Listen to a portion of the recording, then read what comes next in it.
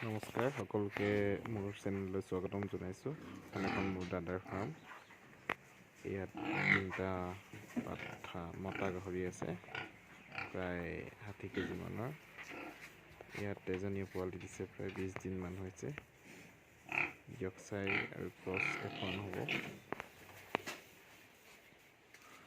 আৰু ইয়াত আছে বুলটো, প্ৰায় 90 কেজি মান হ'ব। এইটো চাইডত এটা আছে, এইটো মতা।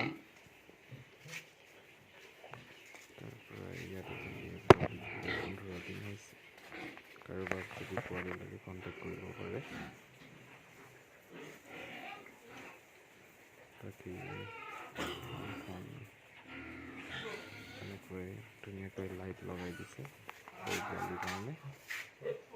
ধন্যবাদ।